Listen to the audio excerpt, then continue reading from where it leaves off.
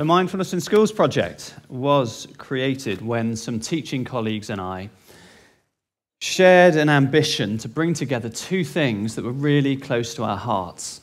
One was mindfulness practice, which we've been doing for many years, and the other was the art of classroom teaching, which as a teacher I can tell you none of us would ever claim to have mastered, but which is a real craft. And we ended up writing a 9-week classroom introduction to mindfulness, which we called .B, for reasons which I will explain later.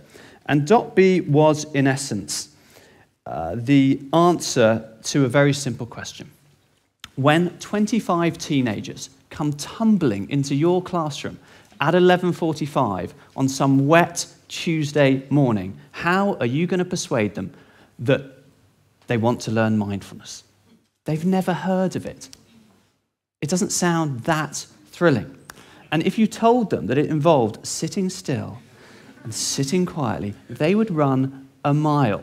They are not going to come into the class and look at you all bright-eyed and expectant, saying, "Please, sir, teach us mindfulness, for we know it will make us happy and we shall flourish."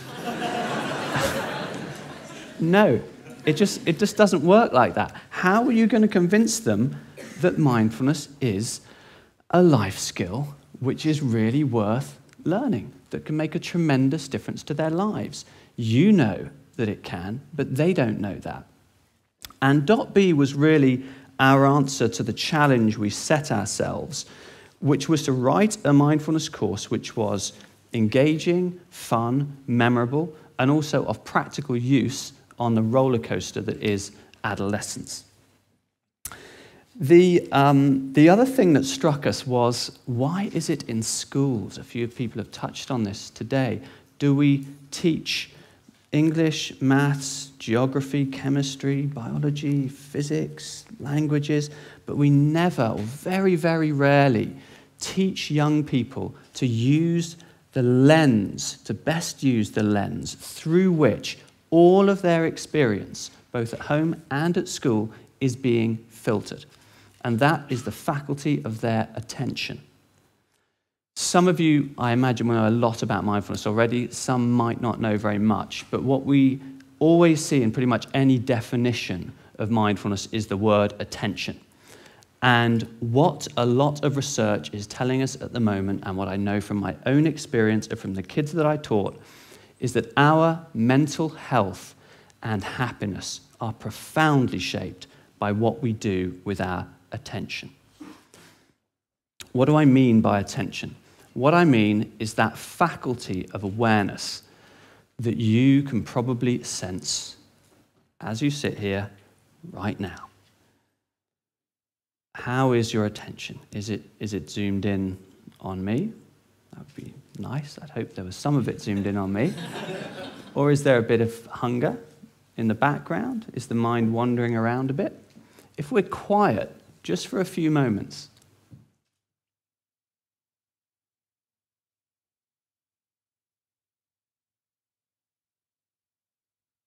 notice how our attention opens up to the soundscape around us. Your experience of this moment, like the experience of every moment of your life, is profoundly shaped by where you place your attention and how you place your attention.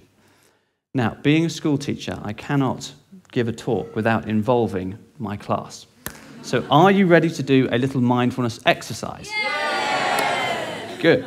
And if you are at home, please do this. Otherwise, I will look very strange.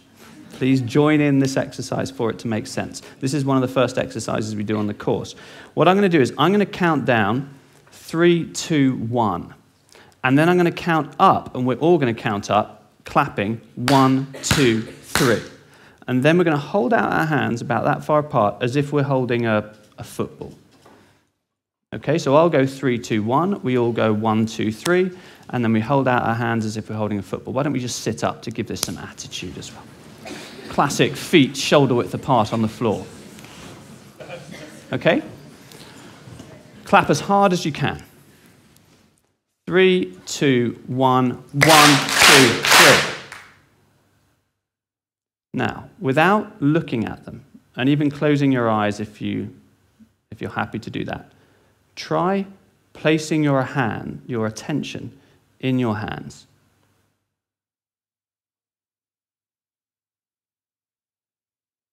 Now, what do you notice there? Fizzing, tingling, pins and needlesy, hot, cold.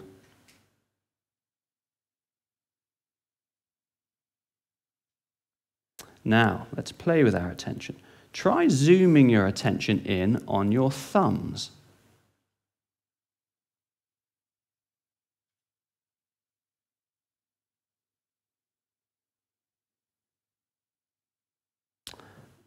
And then letting go of the attention in your thumbs. Try zooming your attention in now on your little fingers.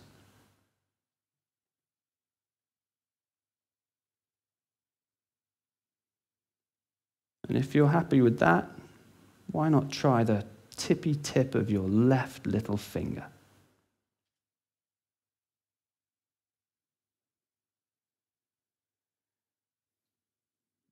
And then just quietly, silently resting your hands in your lap and bringing your attention to something you do about 20,000 times a day, but very rarely notice, and that's your breathing.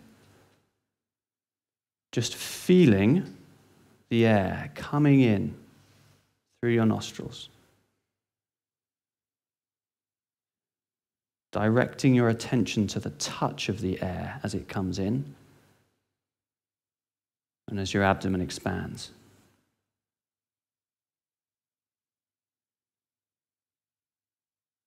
Just being with your breathing for a few moments.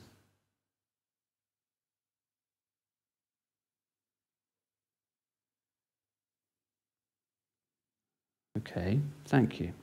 What a good class. Now,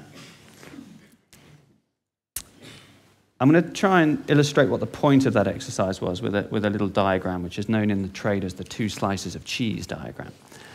Here's the first slice of cheese. This is where we spend a great deal of our time. Our attention is absorbed in our thinking, and it tends to be absorbed in planning, remembering, analyzing, evaluating. What I'm talking about here is that little voice inside your head, that little monkey that yabbers away at you all the time, that internal narrative, that tape that's playing. Who knows what it's saying? You know, have I called the dentist? Pizza.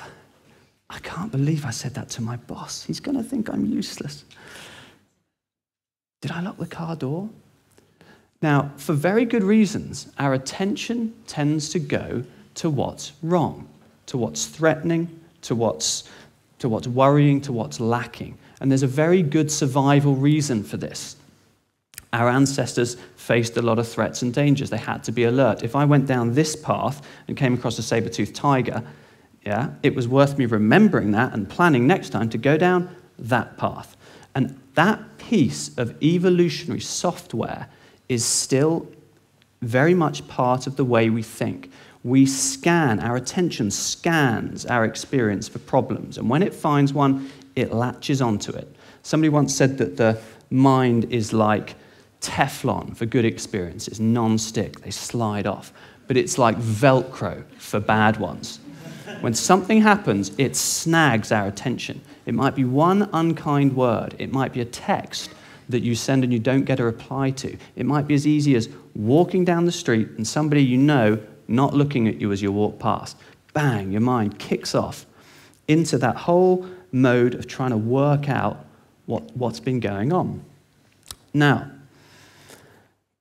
there is another mode of mind, and that is what we were doing in the exercise we just did. We were in our sensing mode. Our attention was directed to the present moment reality of our physical bodily sensations. Now, a lot of the time, our attention is allocated like this, mostly thinking, not much sensing. And one could say of us what James Joyce says of Mr. Duffy in Dubliners. He lived at a little distance from his body. We have a body, we're aware of it, but we don't really inhabit it. We inhabit our heads, and they chatter away at us all the time. And the sensing is just kind of going on autopilot in the background. Now, what a lot of research is telling us now, and what is also, once you practice this, just common sense, is how profoundly beneficial it is to spend even a relatively small amount of time every day with your attention allocated in this way, into the sensing mode. As we were doing then, as we can do now, just breathing, being aware of our body as it breathes, being aware of our feet on the floor.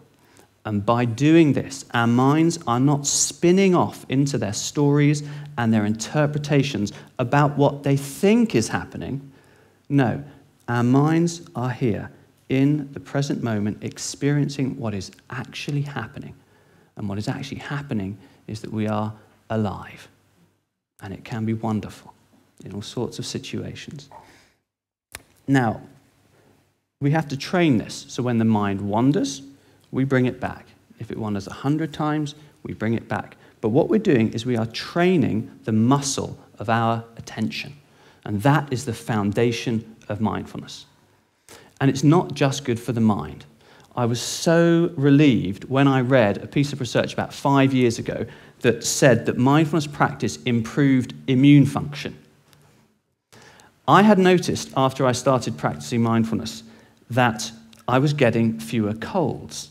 I never told anybody, nobody, because they thought I was a bit weird anyway, kind of sitting on the floor the way I did. And I thought, well, if they thought that sitting on the floor was somehow stopping colds, how can sitting on the floor every day stop me from getting colds? And what this research said was it's quite straightforward. You're less stressed. There's less cortisol. Cortisol is a suppressor of the immune system. Hey presto. So that's just one of the benefits. I mean, the other one which, in terms of young people, just one thing here. What I'm not doing, by the way, I'm not a teacher here telling that we should tell our young people not to think.